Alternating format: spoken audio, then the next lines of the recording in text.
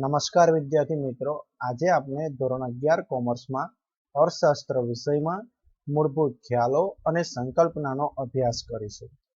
બરાબર મિત્રો, કોઈ પણ વિષયને સમજવો હોય તો પહેલા તેના મૂળભૂત ખ્યાલો અને સંકલ્પનાઓ એટલે કે પારિભાષિક શબ્દોની સમજ હોવી જોઈએ. તો આપણે આજે કેટલાક પારિભાષિક શબ્દોની માહિતી મેળવીશું. એમાં સૌથી પહેલું છે કિંમત અને મૂલ્ય. ધ્યાન આપજો મિત્રો, પહેલો પારિભાષિક શબ્દ કિંમત અને મૂલ્ય, જેને આપણે અંગ્રેજીમાં પ્રાઇસ એન્ડ વેલ્યુ કહીશું. દૈનિક જીવન વ્યવહારોમાં આપણે કિંમત અને મૂલ્યને લગભગ સમાનાર્થી શબ્દ તરીકે વાપરીએ છીએ. જેમ કે આ વસ્તુ મૂલ્યવાન છે, આ વસ્તુ કિંમતી છે, આનું મૂલ્ય ખૂબ જ છે, આની કિંમત વધારે છે વગેરે વાક્યોમાં કિંમત અને મૂલ્યને લગભગ સમાનાર્થી શબ્દ બનાવી દેવાય છે, પરંતુ અર્થશાસ્ત્રમાં બંનેના અર્થ અલગ અલગ છે. બરાબર મિત્રો, આપણે દૈનિક જીવનમાં વારંવાર અમુક શબ્દ બોલતા હોય છે. આ વસ્તુનું મૂલ્ય ખૂબ જ ઊંચું છે, આ વસ્તુની કિંમત બહુ ઊંચી છે. લગભગ મૂલ્ય અને કિંમત બંને એકબીજાના સમાનાર્થી, બંને સમાન શબ્દો હોય એવું લાગે, પરંતુ વાસ્તવમાં અર્થશાસ્ત્રમાં બંનેનો અર્થ અલગ અલગ થાય છે. આપણે અહીંયા અર્થશાસ્ત્રની દ્રષ્ટિએ સમજવાનું છે કિંમત કોને કહેવાય અને મૂલ્ય કોને કહેવાય. બરાબર, વ્યવહારુ જીવનમાં આપણને લગભગ આ બંને શબ્દો સમાનાર્થી જ લાગતા હોય, પરંતુ અર્થશાસ્ત્રની દ્રષ્ટિએ આપણે અહીંયા સમજવાનું છે કે કિંમત કોને કહેવાય ને મૂલ્ય કોને કહેવાય. બંનેના અર્થ અલગ અલગ છે. તો જોઈએ પહેલા મૂલ્ય.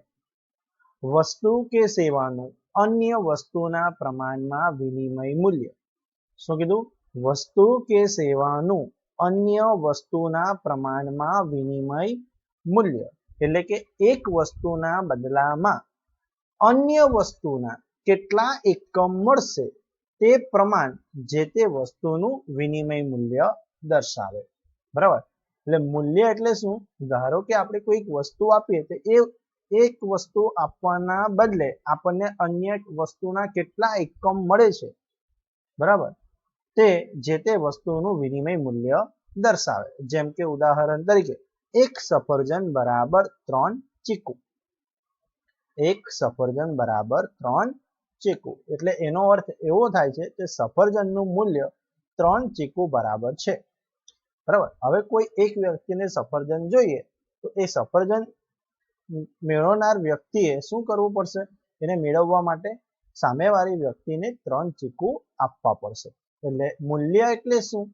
વસ્તુ કે સેવાનું અન્ય વસ્તુના પ્રમાણમાં વિનિમય મૂલ્ય, એનું વિનિમય મૂલ્ય દર્શાવે છે.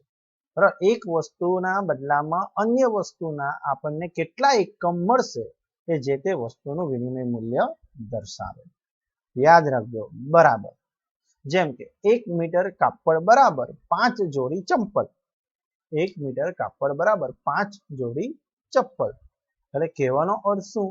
તો 1 મીટર કાપડનું મૂલ્ય કેટલું છે? 5 જોડી ચપ્પલ જેટલું છે. બરાબર, તો મૂલ્યમાં શું હોય છે? નાણાંની ચૂકવણી થતી નથી, વસ્તુના બદલામાં વસ્તુ. બરાબર, જે તે વસ્તુનું મૂલ્ય. એટલે મૂલ્ય એટલે શું? વસ્તુ કે સેવાના બદલામાં અન્ય વસ્તુના પ્રમાણનું વિનિમય મૂલ્ય. વસ્તુ કે સેવાના બદલામાં અન્ય વસ્તુના પ્રમાણનું વિનિમય મૂલ્ય. કિંમત એટલે શું? તો કિંમત એટલે વસ્તુ કે સેવાના બદલામાં ચૂકવાતા નાણાકીય એકમનું પ્રમાણ. અહીંયા પૈસાની વાત કરી છે, સમજો. કિંમત એટલે શું? વસ્તુ કે સેવાના બદલામાં ચૂકવાતા નાણાકીય એકમનું પ્રમાણ. જેમ કે એક મોબાઈલ મેળવવા માટે 10,000 રૂપિયા ચૂકવવા પડે છે, તો એક મોબાઈલની કિંમત 10,000 રૂપિયા છે. બરાબર, અહીંયા નાણાંમાં ચૂકવણી થાય છે. એટલે કિંમતનો અર્થ શું? કિંમત એટલે વસ્તુ કે સેવાના બદલામાં ચૂકવાતા નાણાકીય એકમનું પ્રમાણ. બરાબર, મૂલ્યનો અર્થ અલગ છે, કિંમતનો અર્થ અલગ છે. કિંમતમાં નાણાકીય એકમનું પ્રમાણ આવે, યાદ રાખજો. બરાબર, તો પહેલું જોયું આપણે મૂલ્ય. મૂલ્ય એટલે શું? વસ્તુ કે સેવાના બદલામાં અન્ય વસ્તુના પ્રમાણનું વિનિમય મૂલ્ય. વસ્તુ કે સેવાનું અન્ય વસ્તુના પ્રમાણમાં વિનિમય મૂલ્ય, બરાબર, એટલે મૂલ્ય કહેવાય. જ્યારે કિંમત એટલે શું? વસ્તુ કે સેવાના બદલામાં ચૂકવાતા નાણાકીય એકમનું પ્રમાણ. અહીંયા શું છે? નાણાકીય એકમનું પ્રમાણ. જેમ કે મૂલ્ય અને કિંમતને ફરીથી આપણે બીજી રીતે સમજીએ. ઉદાહરણ આપું, બરાબર. સમજો કે એક સેમસંગનો મોબાઈલ ખરીદવો હોય, બરાબર, તો એક સેમસંગનો મોબાઈલ બરાબર 2 રેડમીના મોબાઈલ. તો આ મૂલ્ય દર્શાવે છે. એક સેમસંગના મોબાઈલનું મૂલ્ય કેટલું છે? 2 રેડમીના મોબાઈલ, બરાબર. પણ એક સેમસંગનો મોબાઈલ ખરીદવા માટે આપણે 10,000 રૂપિયા કેશમાં નાણાં ચૂકવીએ તો એ બની ગઈ કિંમત. એ શું બની ગઈ? કિંમત. મૂલ્ય અને કિંમતમાં આ જ ફરક છે મિત્રો, યાદ રાખજો. આ ઉદાહરણને સમજીએ. એક સફરજન બરાબર 3 ચીકુ, એ થઈ ગયું મૂલ્ય. એક સફરજન બરાબર 10 રૂપિયા, એ થઈ ગઈ કિંમત, બરાબર. એટલે કિંમત એટલે શું? વસ્તુ કે સેવાના બદલામાં ચૂકવાતા નાણાકીય એકમનું પ્રમાણ, બરાબર. ખ્યાલ આવ્યો છે મિત્રો? મૂલ્ય અને કિંમત. ફરીથી એકવાર, મૂલ્ય એટલે શું? વસ્તુ કે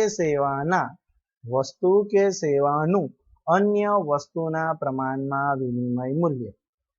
વસ્તુ કે સેવાનું અન્ય વસ્તુના પ્રમાણમાં વિનિમય મૂલ્ય એટલે મૂલ્ય. કિંમત એટલે શું?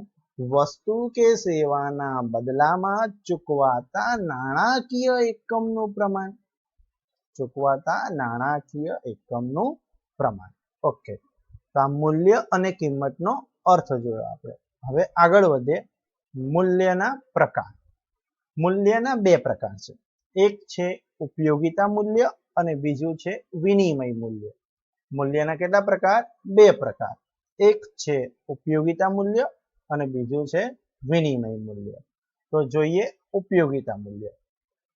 ઉપયોગિતા મૂલ્યમાં શું આવશે?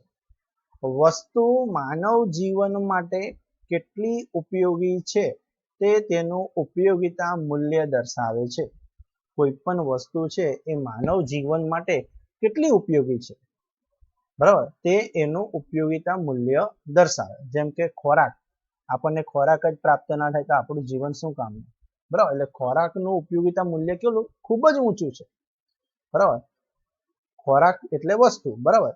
તો વસ્તુ માનવ જીવન માટે કેટલી ઉપયોગી છે તે તેનું ઉપયોગિતા મૂલ્ય દર્શાવે છે. એટલે ખોરાક છે, હવા ના હોય તો શું હાલત થાય, બરાબર. પાણી, સૂર્યપ્રકાશ, બરાબર, વગેરે ખૂબ જ ઉપયોગિતા મૂલ્ય ધરાવે છે. આવી વસ્તુઓનું ઉપયોગિતા મૂલ્ય ખૂબ જ ઊંચું હોય છે. યાદ રાખજો, ઉપયોગિતા મૂલ્ય એટલે શું? વસ્તુ માનવ જીવન માટે કેટલી ઉપયોગી છે એ તેનું ઉપયોગિતા મૂલ્ય દર્શાવે છે. આપણને પૂછાય કે હવા છે, પાણી છે, સૂર્યપ્રકાશ છે, ખોરાક છે, કયું મૂલ્ય ધરાવે છે? તો એ આવશે ઉપયોગિતા મૂલ્ય ધરાવે છે, કારણ કે માનવ જીવન માટે અત્યંત ઉપયોગી છે. ચાલો હવે જોઈએ વિનિમય મૂલ્ય. વસ્તુ કે સેવા આપીને તેના બદલામાં અન્ય વસ્તુ કે સેવા લેવાની થાય ત્યારે એક વસ્તુના બદલામાં અન્ય વસ્તુના કેટલા એકમ મળે છે તે જે તે વસ્તુનું વિનિમય મૂલ્ય દર્શાવે છે. આપણે મૂલ્યની વ્યાખ્યા પણ આ જ જોઈ, બરાબર ને?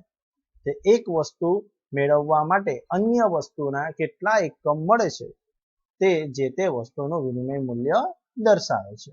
જેમ કે અહીંયા ઉદાહરણ આપે છે, ઘઉંના બદલામાં કેટલા પ્રમાણમાં ચોખા મળશે તે ઘઉંનું વિનિમય મૂલ્ય દર્શાવે છે, બરાબર. જેમ કે 1 કેજી ઘઉં બરાબર 500 mg ચોખા, બરાબર. અથવા તો 1 કેજી ચોખા બરાબર 2 કેજી ઘઉં, બરાબર. તો વસ્તુ કે સેવા આપીને તેના બદલામાં અન્ય વસ્તુ કે સેવા લેવાની થાય ત્યારે એક વસ્તુના બદલામાં અન્ય વસ્તુના કેટલા એકમ મળે છે તે જે તે વસ્તુનું વિનિમય મૂલ્ય દર્શાવે છે.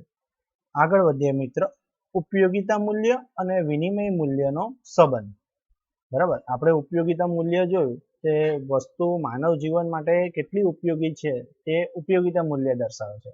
વિનિમય મૂલ્યમાં શું હોય, તે એક વસ્તુના બદલામાં અન્ય વસ્તુના કેટલા એકમ મળશે તે જે તે વસ્તુનું વિનિમય મૂલ્ય કહેવાય. તો જોઈએ ઉપયોગિતા મૂલ્ય અને વિનિમય મૂલ્યનો સંબંધ. જે વસ્તુનું ઉપયોગિતા મૂલ્ય હોય તો તે વસ્તુનું વિનિમય મૂલ્ય હશે એમ કહી શકાય નહીં. બરાબર. જે વસ્તુ માનવ જીવન માટે ખૂબ જ ઉપયોગી છે એનું ઉપયોગિતા મૂલ્ય તો ખૂબ જ ઊંચું છે, પરંતુ વિનિમય મૂલ્ય હશે એમ કહી શકાય નહીં. જેમ કે સૂર્યપ્રકાશ. સૂર્યપ્રકાશ માનવ જીવન માટે ખૂબ જ ઉપયોગી છે, પરંતુ એનો વિનિમય થઈ શકે નહીં, એનું વિનિમય મૂલ્ય હોય જ નહીં. બરાબર. હવા માનવ જીવન માટે ખૂબ જ ઉપયોગી છે, પરંતુ એનું વિનિમય મૂલ્ય છે નહીં. આપણે હવાનો વિનિમય કરી શકીએ નહીં. બરાબર. પાણીનો વિનિમય છે, બરાબર, એનું વિનિમય મૂલ્ય છે, પણ અમુક વિસ્તાર પૂરતો જ. બરાબર. એટલે જે વસ્તુનું ઉપયોગિતા મૂલ્ય હોય તે વસ્તુનું વિનિમય મૂલ્ય હશે એમ કહી શકાય નહીં. પણ જેનું વિનિમય મૂલ્ય છે તે વસ્તુનું ઉપયોગિતા મૂલ્ય ચોક્કસ છે. બરાબર. જેમ કે પેન છે, તો પેનના બદલામાં આપણે કોઈ બીજી વસ્તુ મેળવી શકીએ છીએ, તો વિનિમય મૂલ્ય તો છે જ, પરંતુ સાથે સાથે એનું ઉપયોગિતા મૂલ્ય પણ છે. બરાબર. એનો લોકો ઉપયોગ કરી શકશે. બરાબર. એટલે જેનું વિનિમય મૂલ્ય છે તે વસ્તુનું ઉપયોગિતા મૂલ્ય ચોક્કસ છે. ચાલો આગળ વધીએ. ઉપયોગિતા મૂલ્ય ખૂબ જ ઊંચું હોય તેવી વસ્તુનો પુરવઠો અમાપ હોય છે. અમાપ એટલે માપી શકાય નહીં. બરાબર. ભરપૂર ક્વોન્ટિટીમાં પડેલો હોય આપણી પાસે પુરવઠો. ઉપયોગિતા મૂલ્ય ખૂબ જ ઊંચું હોય તેવી વસ્તુનો પુરવઠો અમાપ હોય છે. તેના પર કોઈ વ્યક્તિ કે પેઢીનો અંકુશ હોતો નથી. બરાબર. જેમ કે સૂર્યપ્રકાશ, બરાબર, પુરવઠો આપણી પાસે અમાપ છે, એના ઉપર કોઈ પેઢી કે વ્યક્તિનો અંકુશ હોતો નથી. એટલે હવા, પાણી, સૂર્યપ્રકાશ આવી વસ્તુઓ માનવ જીવન માટે જે ખૂબ જ ઉપયોગી છે એનું ઉપયોગિતા મૂલ્ય ખૂબ જ ઊંચું છે, પરંતુ વિનિમય મૂલ્ય ખૂબ જ નીચું રહે છે, અથવા તો વિનિમય મૂલ્ય હશે પણ નહીં એમ પણ કહી શકાય. બરાબર. એટલે અહીંયા પાણીની વાત કરીએ. બરાબર. તો તમારા ગામડામાં તમારી પાસે પાણી છે, તો પાણીના બદલામાં તમે એનો વિનિમય કરશો તો એનું વિનિમય મૂલ્ય કેવું ખૂબ જ નીચું હશે, કારણ કે બધા પાસે પાણી તો હોવાનું જ છે. પણ એ પાણી જો કચ્છના મેદાનમાં જઈને આપણે એનો વિનિમય કરીએ તો, કચ્છના રણના મેદાનમાં જઈએ તો ત્યાં એનું વિનિમય મૂલ્ય ખૂબ જ ઊંચું છે. બરાબર.